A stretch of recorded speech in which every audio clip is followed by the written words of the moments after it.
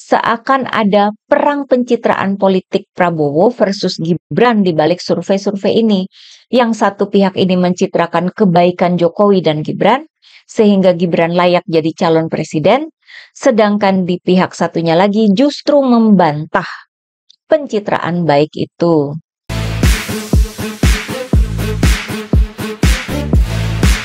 Hai teman-teman, jumpa lagi dengan saya, Nina Nur. Seperti biasa, ketika pemerintahan presiden itu berumur 1 tahun, berbagai lembaga merilis hasil survei kinerja pemerintahan atau kepuasan publik. Ada 4 survei yang menarik perhatian saya. Yang pertama, yakni survei yang bocor, yang katanya dibuat oleh Indikator beberapa waktu lalu ya.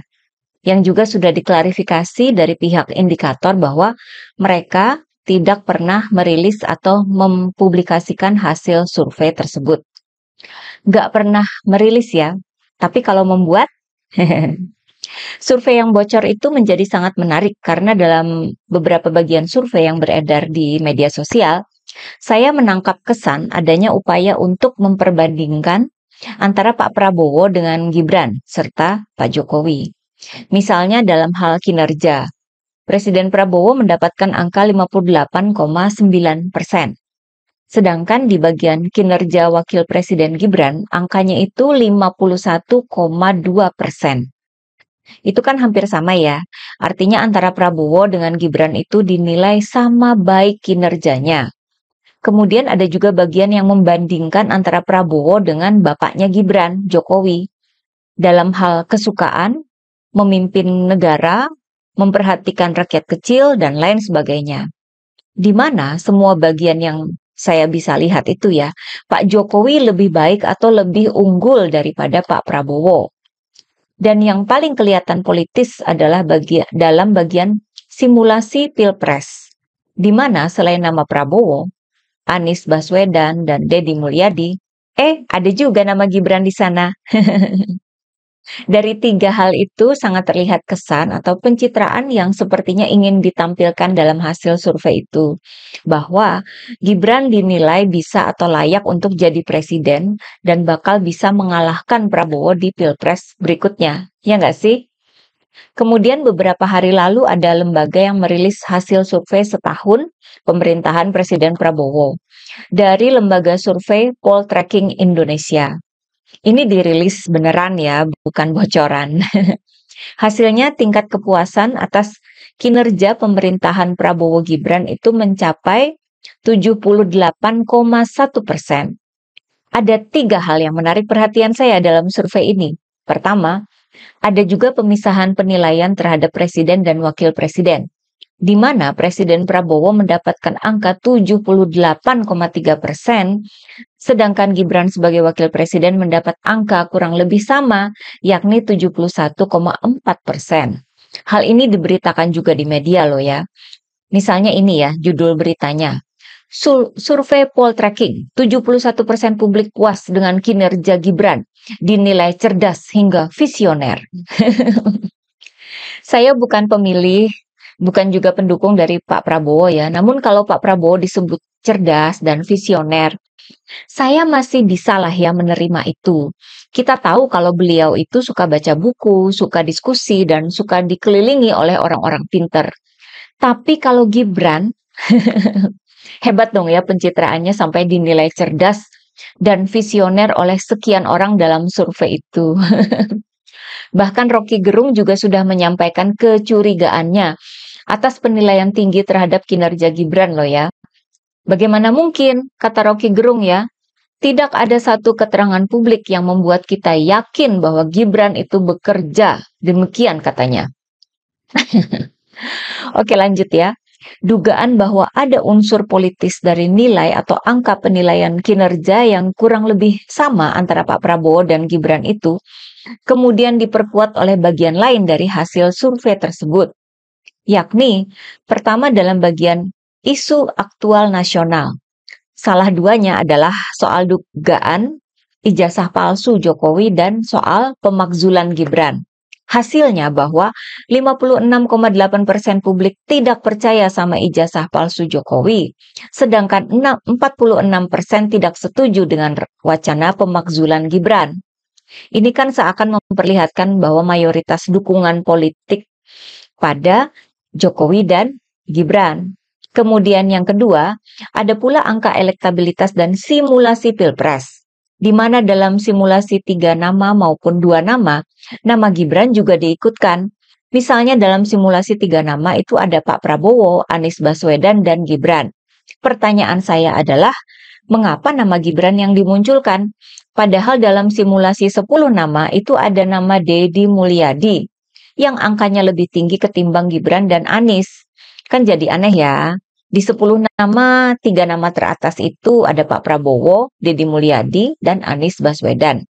Namun di 3 nama, kok nama Deddy Mulyadi jadi nggak ada. Malah nama Gibran yang ada.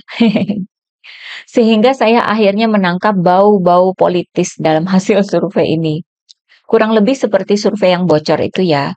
Angka penilaian kinerja Pak Prabowo itu hampir sama dengan Gibran.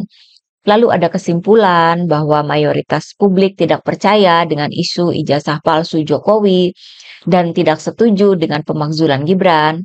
Kemudian nama Gibran muncul lagi dalam simulasi nama-nama calon presiden. Seakan ada bayangan bapak dan anak di balik survei itu. Nah, oke. Kita lanjut ke hasil survei berikutnya. Dari lembaga Indonesia Political Opinion atau IPO.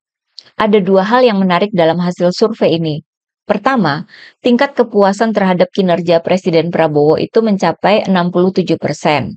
Ini dari angka yang menyatakan sangat puas dan puas. Namun sebaliknya, Wakil Presiden Gibran hanya mendapatkan angka 29%. Ini kan jomplang banget ya. Dan seakan menjadi kebalikan dari kedua hasil survei tadi. Seakan memperlihatkan betapa jeleknya kualitas Gibran sebagai wakil presiden. Dan kemudian, di bagian lain dari hasil survei itu juga ada tentang isu politik, di mana ada pertanyaan begini. Jika Presiden Prabowo kembali mencalonkan diri sebagai Presiden Republik Indonesia, tokoh mana yang layak sebagai calon wakil presidennya? Coba tebak, siapa yang ada di urutan pertama? Yang lagi sangat populer di berita media ya, yakni Menteri Keuangan Purbaya. Di bawah nama Purbaya itu ada nama Sugiono, Menteri Luar Negeri, lalu di bawahnya lagi ada nama Teddy Wijaya, di bawahnya ada nama Zulkifli Hasan, lalu Andi Amran Sulaiman, lalu AHY, lalu Erick Thohir, baru deh nomor 8 baru ada nama Gibran. Dari kedua hal dalam hasil survei IPO ini, saya kok menangkap kesan seakan hasil survei ini merupakan balasan dari kedua survei tadi ya. Survei yang bocor sama survei poll tracking. Singkatnya, kedua survei tadi seakan mencitrakan Gibran sebagai anak Jokowi, layak sebagai calon presiden. Sedangkan sebaliknya dalam survei IPO, Gibran dicitrakan sebagai wakil presiden yang tidak berkualitas. Tingkat kepuasan publik yang diperoleh Gibran saja jauh di bawah Pak Prabowo. Sebagai calon wakil presiden saja kalah jauh sama Menteri Purbaya. Gimana mau jadi calon presiden di 2029? Kan gitu kesannya ya. Seakan ada perang pencitraan politik Prabowo versus Gibran di balik survei-survei ini. Yang satu pihak ini mencitrakan kebaikan Jokowi dan Gibran, sehingga Gibran layak jadi calon presiden, sedangkan di pihak satunya lagi justru membantah pencitraan baik itu. Bahwa Gibran jadi wakil presiden saja enggak disukai dan enggak layak jadi calon wakil presiden. Itu kesan politis yang bisa saya simpulkan ya.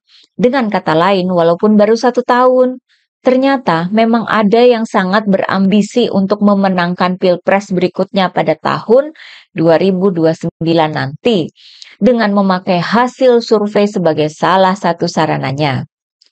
Nah, tadi saya bilang ada 4 survei.